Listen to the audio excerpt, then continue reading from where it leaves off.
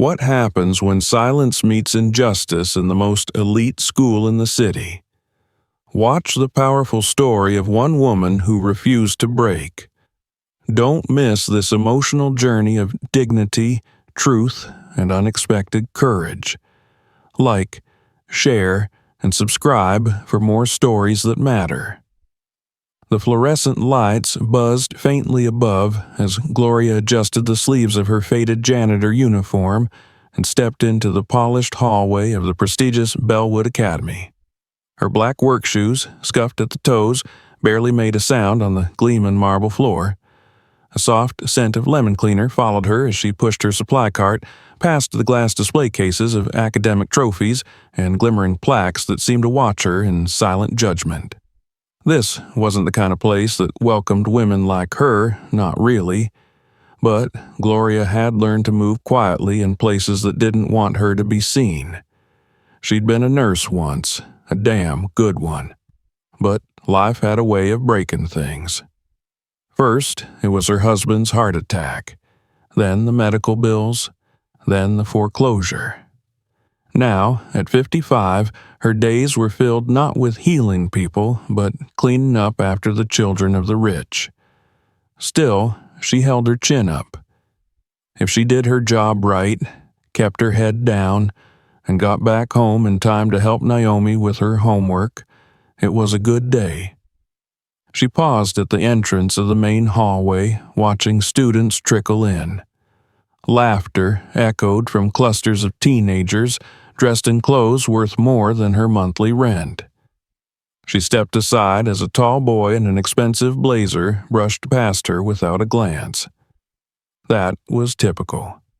Most of them never looked at her unless it was to sneer, giggle, or complain. Her presence was just background noise, like the hum of the vending machine. That morning, she entered the girls' locker room to mop up the puddles left by early swim practice. A group of seniors walked in, phones in hand, gossiping about parties and designer brands. One of them, blonde, loud, and smirking, looked at Gloria and said, "Oh, look, our personal cleaning crew is here. Make sure you scrub extra hard. Wouldn't want rich kids to slip in peasant sweat." They laughed. Gloria didn't respond. She bent her knees and kept mopping, her motion steady. Her silence made them uncomfortable in a way words never could. Later, as she cleaned the art room, she heard laughter spill in from the hallway. She stepped out and saw a group of boys standing near her cleaning cart. The ringleader was tall, athletic, with a fake smile that didn't touch his eyes. Troy Reynolds, 17, captain of the lacrosse team, son of the mayor. He leaned on her mop handle like it belonged to him. "Hey, Miss Gloria," he said with exaggerated politeness. "We were wondering, do you charge extra for cleaning egos?" His friends laughed. One of them tossed a half-full soda can into the trash, but missed intentionally. The liquid splattered on the floor. Gloria didn't look at them. She grabbed a rag and knelt to clean it. "Damn," Troy muttered to his friend. "She's like a dog, doesn't even bark." As the boys walked away, still laughing, one of them called back, "Thanks for your service, Sergeant Mop." Gloria wiped up the mess slowly, her jaw tight. She didn't cry. Not here. The rest of the day was more of the same. She cleaned the biology lab. Someone had left a pile of dissected frog parts out, even though it was against lab rules. She didn't complain. She just cleared it. She emptied trash cans in the auditorium. Someone had scrawled, "Cleaning lady, =, invisible," on a program brochure. She threw it away like all the others. Then, in the corner of the library, she saw her. A small girl with dark braids hunched over a spiral notebook. Lily, 14, quiet, always alone. Gloria had seen her before, eating lunch by herself under the staircase or scribbling in a journal. Today, Lily was crying, not loudly, just the kind of crying that trembles under the breath, Gloria approached slowly, unsure. "You all right, baby?" Lily looked up, startled. She wiped her eyes fast. "I'm fine." Gloria sat on the edge of the nearby bench. "Fine, don't cry like that." Lily hesitated, then whispered, "They dumped my lunch in the trash. Called it poverty stew. It was curry my mom made. They said it smelled like dog food." Gloria inhaled slowly. She knew exactly who they were. "I'm just trying to survive here," Lily said. "But I'm not rich. I don't have the right shoes, the right skin. They treat me like I don't belong." Gloria nodded. "You do belong. The problem's not you, sugar. It's them. Don't let 'em make you forget who you are." Lily stared at her. "But what can I do?" "You write, don't you?" Gloria pointed at the notebook. "Write it all down. Truth has a way of showing up if you let it." Lily cracked a small smile. The day wore on. Gloria finished cleaning the cafeteria, the gym locker rooms, the teacher's lounge. In the faculty bathroom, she overheard two teachers whispering. "She's too old for this kind of work." "Well, she's harmless, quiet. That's what they like about her." "What if someone complains?" "She's not going to make noise. People like her never do." That night, as Gloria rolled her cart back into the maintenance closet, her hands ached, her back screamed, but she still stood straight. She walked out of the building with her bag over her shoulder and the moonlight on her face. When she got home, Naomi was already in her pajamas reading a picture book. "Grandma," she said, running up for a hug, "did you save the world today?" Gloria chuckled. "Not today, but I cleaned up some of its mess." Naomi wrinkled her nose. "Why don't they say thank you?" "They don't see me, baby." Naomi touched her hand. "I see you." Gloria kissed her forehead. "That's all I need." She tucked Naomi into bed, then sat in the kitchen with a cup of weak tea, thinking about the blonde girl in the locker room, about Troy, about the frog guts and the smirking faculty. She didn't know it yet, but the week ahead would test her more than anything she'd faced. The smirks were only beginning. And somewhere, in a quiet corner of the school, Lily opened her notebook and wrote a single line. "The lady with the mop has more dignity than the whole damn school." The next morning, Gloria arrived at Bellwood Academy 20 minutes before sunrise. The halls were still dark, lockers asleep, lights flickering on one by one like hesitant thoughts. She preferred it this way, when the building hadn't yet been filled with laughter that bit like knives. It was quiet, still, and she could breathe. She began her shift with the second-floor corridor, scrubbing away gum stuck beneath desks and sweeping dust into quiet piles. As she worked, she found a crushed juice box smeared under a locker and a half-eaten sandwich shoved into a vent. Careless messes made by careless hands. By the time the students began pouring in, she had already been on her feet for 2 hours. She ducked into the library to mop near the back wall when she heard the familiar cackle of voices outside the glass doors. Troy and his friends. "You guys, seriously? Did you see the way she just crouched down like a little servant yesterday?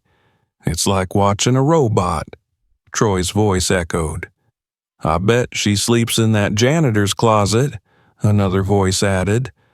"Yo, we should leave something for her to clean, like a nice big trail of ketchup all the way to the bathrooms," someone else said. They laughed and walked off, and Gloria stood behind the shelf, silent. Her heart didn't race. She didn't shake, but something inside her felt chipped, like the cracked tile near the boys' restroom she scrubbed every Tuesday. She had grown used to this kind of talk, the backhanded smirks, the way they wielded her silence like permission. But that morning, For some reason, it stung a little more. In the cafeteria later, she found a tray deliberately tipped over, milk spilled across the tiles, and mashed potatoes stomped into the grout. As she crouched to clean it, she saw the corner of a paper tucked beneath the bench. When she pulled it out, her name was scribbled in marker, Gloria, the Garbage Queen. Next to it was a cartoon drawing of her with exaggerated features, sweeping a throne made of trash. She threw it away without a word. Her silence wasn't surrender, it was armor. Lily found her after second period. She had a bruised lip and her backpack hung open, zippers half broken. "They threw my bag down the stairs," she said quietly. "Same ones?" Gloria asked. Lily nodded.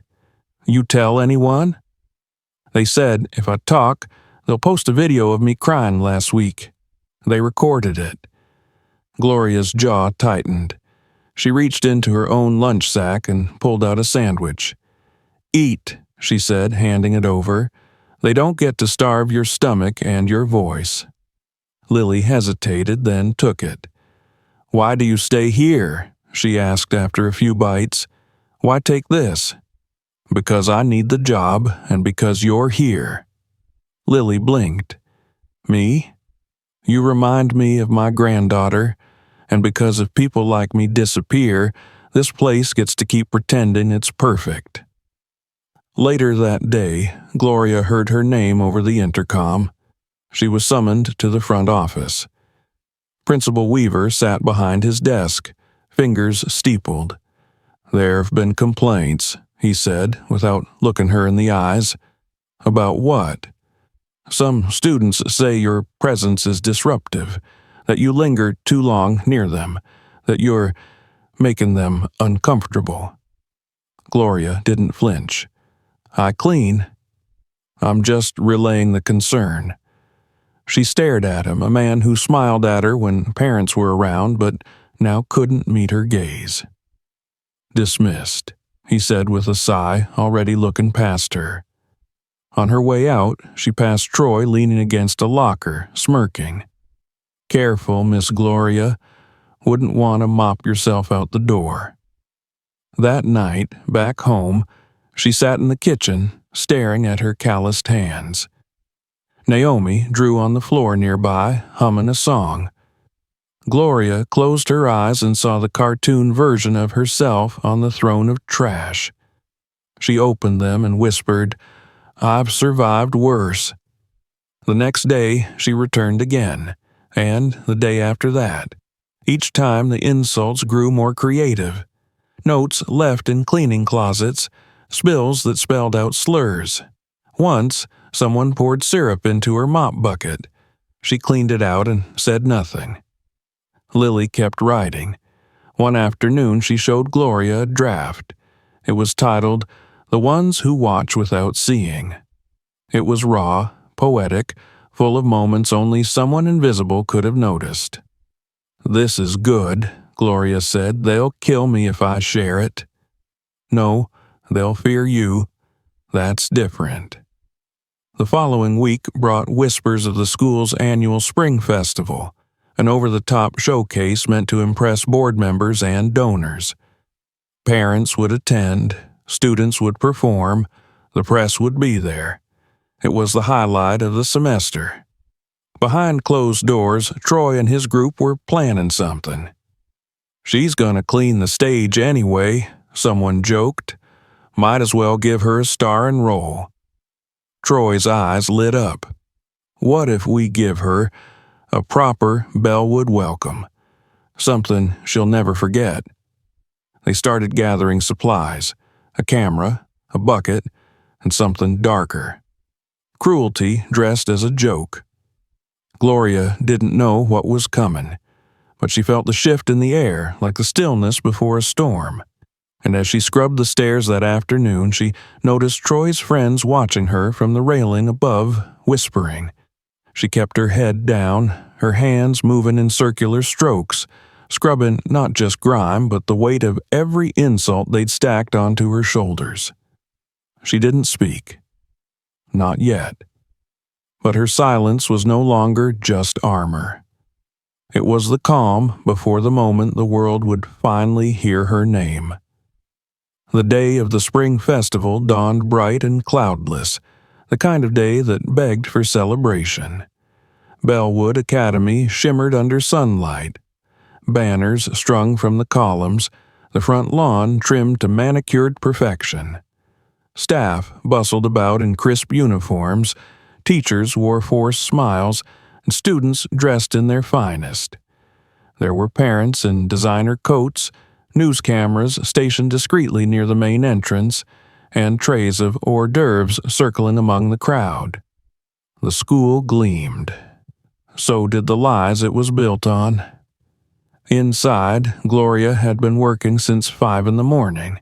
She'd polished every tile, wiped every window, arranged folding chairs with a ruler's precision. Her hands were blistered, but her back stayed straight. She was invisible, and everyone liked it that way. Except for one girl. Lily found her near the gymnasium, folding cleaning rags. "You okay?" she asked. Gloria gave her a long look and a small smile. Ready for another day in paradise. "I heard something," Lily said quietly. "Troy's planning something public." Gloria didn't flinch. "Let them. You should report it." "To who?" Gloria asked. "The same people who pretend I'm furniture?" Lily hesitated. "What if I film it? If something happens, I'll have it on record." Gloria's eyes softened. "Only if it's for truth, not revenge." Lily nodded. By noon, the campus had transformed into a stage. Folding chairs filled the courtyard in front of a raised platform adorned with school colors. Teachers greeted parents with champagne-toned charm. Students rehearsed musical numbers and comedic skits behind curtains. A hush of artificial perfection settled over the scene. But behind the stage, in a dark corner near the supply shed, Troy and his crew huddled, laughing, low and mean. "Got the camera?" "Yeah, battery full." "And the bucket?" "Right here." Inside was a slosh of mop water, ketchup, chocolate syrup, eggshells, and what looked like ground-up cafeteria leftovers. The stench curled in the air. "Gross, man," one of the boys said. "Exactly," Troy grinned. "She's gonna wear it." "What if someone sees?" "They won't. Not until it's too late." Gloria didn't know the exact plan, but she felt the eyes on her.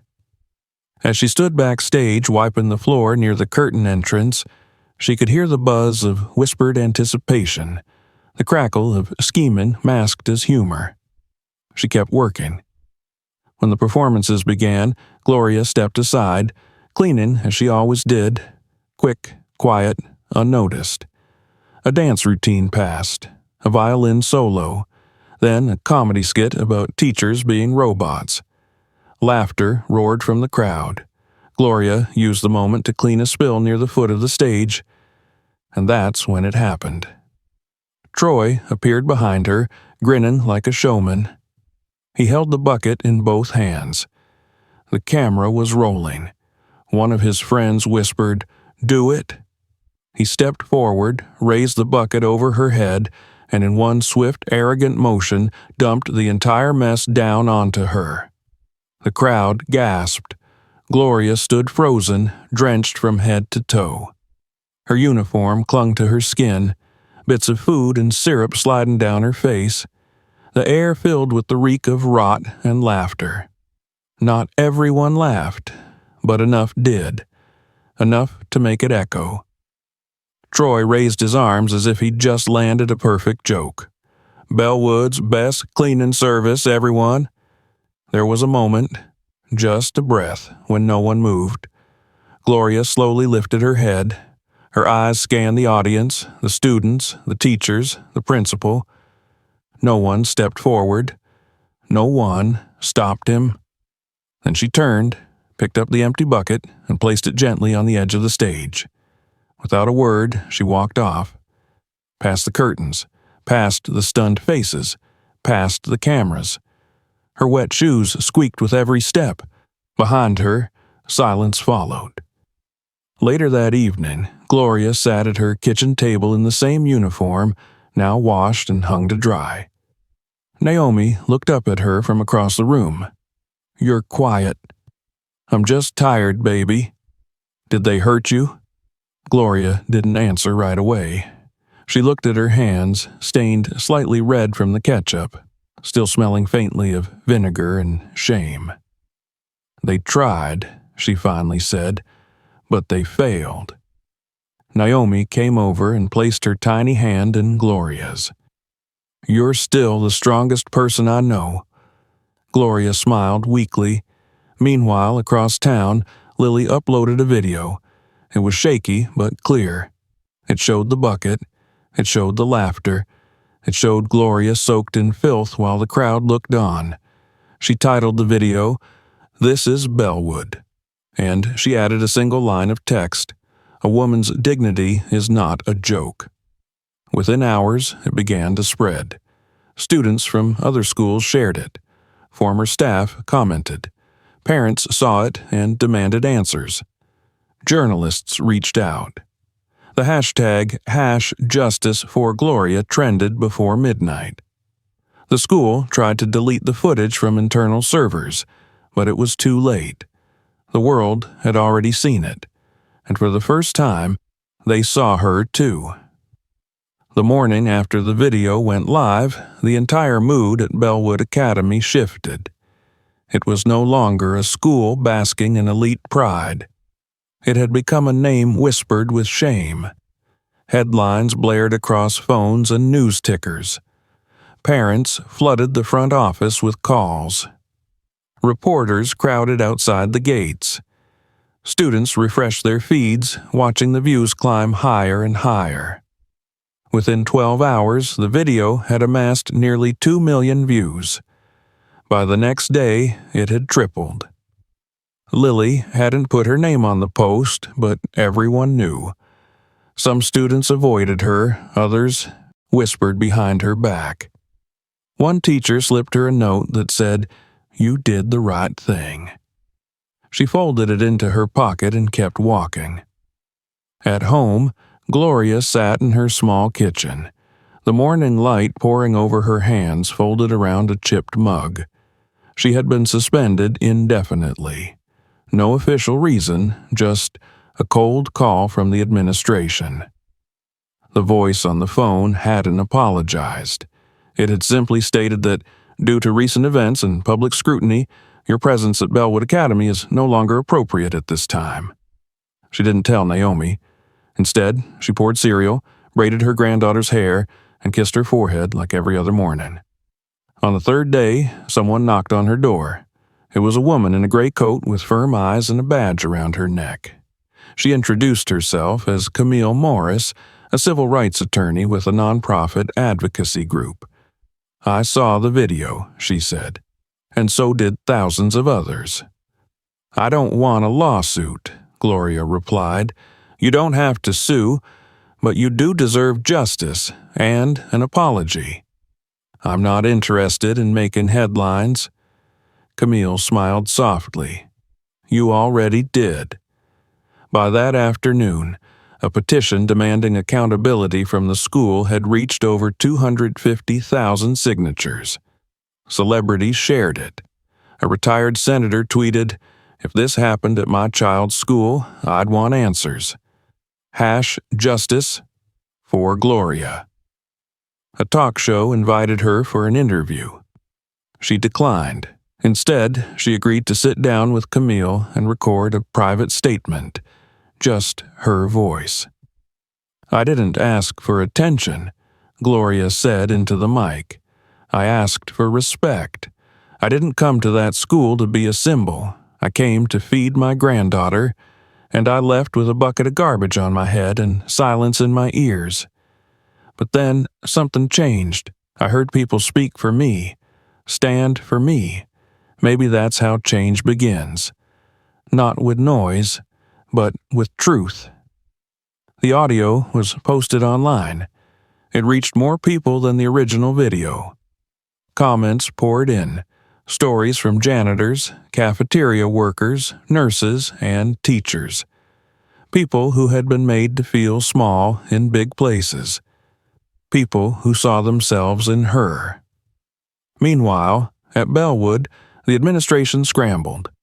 Principal Weaver issued a statement calling the incident deeply unfortunate and not representative of Bellwood values. It was torn apart online. Students mocked it in memes. Alumni wrote open letters of disappointment. Troy Reynolds was suspended, not expelled, suspended. His father, Mayor Charles Reynolds, held a press conference claiming the event was blown out of proportion and that teenagers make mistakes. Reporters shouted over each other trying to ask about the school's internal handling of the matter. The mayor ended the conference early. That night, Gloria sat on the edge of her bed, scrolling through the messages on her phone. One caught her eye. It was from a former student of the hospital where she'd once trained as a nurse. He wrote, "You took care of my mother when she was dying. I never forgot your kindness. Watching that video made me sick. If there's anything I can do, just say the word." She stared at the message for a long time. Then she opened a new one and typed, "There is one thing. Help me write a letter." 3 days later, Bellwood received a formal request from Gloria Johnson. She wasn't suing, she wasn't demanding money, she was asking to return, not as a janitor, but as a guest speaker, to address the student body about dignity, equality, and human worth. The request exploded online. People debated it. Some said she was too forgiving. Others called her a hero. Principal Weaver ignored the letter for 48 hours. Then, facing increasing pressure and news of a scheduled parent protest, he replied with forced courtesy, "We would be honored to welcome Miss Johnson to speak." The date was set, chairs arranged, press notified, and in the halls of Bellwood, a strange silence grew, an anxious hush of students unsure what to expect. Lily waited on the front steps that morning, clutching her notebook. She watched the black sedan pull into the parking lot and saw Gloria step out, not in uniform, but in a dark navy suit and white blouse. Her shoes were polished, her shoulders tall.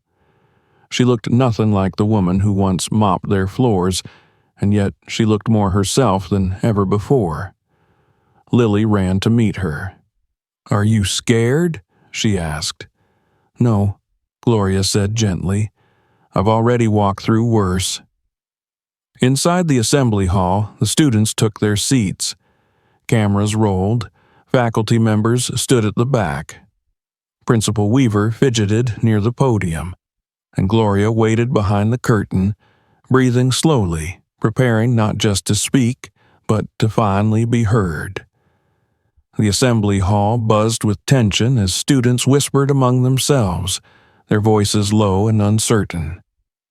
The faculty sat upright in the back rows, their expressions a mixture of discomfort and guilt. Cameras from 2 local news stations were set up near the side doors, and a few reporters waited with notepads in hand.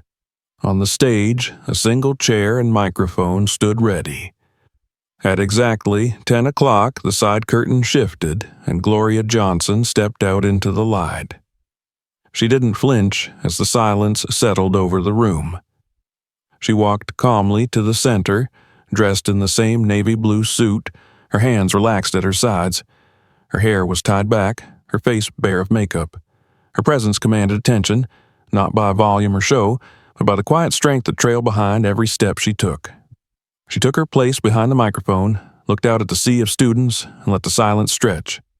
"My name is Gloria Johnson," she began. "Some of you know me as the janitor. Some of you have never looked at me long enough to know my name." A ripple moved through the room. "I have worked in schools. I have worked in hospitals. I have held hands of people dying, comforted crying children, and scrubbed vomit off cafeteria floors. I've done it all with pride. But pride doesn't stop pain. Dignity doesn't prevent cruelty." Her voice remained steady, each word measured. Last week, I was humiliated in front of all of you. A bucket of trash poured over my head. It wasn't just food or liquid or garbage. It was every insult, every whisper, every time someone pretended I wasn't there. You didn't just watch it happen. You let it happen. No one moved. I didn't speak up that day, not because I had nothing to say, but because I wanted to see what you would do. Most of you did nothing, but one person, one brave student, chose to speak. She shared what she saw. She told the truth. And because of that truth, I'm standing here. In the second row, Lily's eyes welled up. Gloria's gaze met hers and lingered for a moment before returning to the crowd. I didn't come here for revenge. I'm not interested in punishment. I came back to remind you that every person you ignore, laugh at, or step over has a name, a story, a soul. You may forget the face of the janitor, but I promise you, you'll remember the day you were forced to see her. There was no applause yet. Just silence, deeper than before. A few heads hung low. Troy sat near the middle, eyes fixed on the floor, his usual smugness absent. Gloria took a breath. You can erase graffiti, you can fire staff, you can delete videos, but you can't scrub out truth. It stays. Like stains that no cleaner can reach. You live with it. She stepped back from the microphone. That's all I came to say. She turned to leave, but a sound rose behind her. Applause. One person, then another, then half the room. Soon, nearly everyone was on their feet. The sound filled the hall, not forced, not polite, but real. Students clapped, some with tears, some with guilt, others with admiration. Gloria paused, nodded once, and walked off the stage. Outside, the air felt brighter. Camille Morris waited by the school entrance, nodding approvingly. Lily rushed down the steps to catch up with Gloria. You did it, she said. No, Gloria replied. We did. The principal approached, hand extended. Miss Johnson, on behalf of the faculty and the board. You can keep your speeches, Gloria said calmly. Just do better. That'll be enough. He lowered his hand. The next week, Bellwood announced a new student-led initiative for equity and respect. The school hired an outside consultant to address systemic bias. Several faculty members stepped down. Troy's father issued a formal apology and withdrew from re-election. Troy himself issued a public video statement admitting fault and pledging to work with community service programs. As for Gloria, she didn't return to Bellwood. Instead, she accepted an offer from a local education nonprofit. She became a speaker, visiting schools to talk about dignity, class, and the power of unseen people.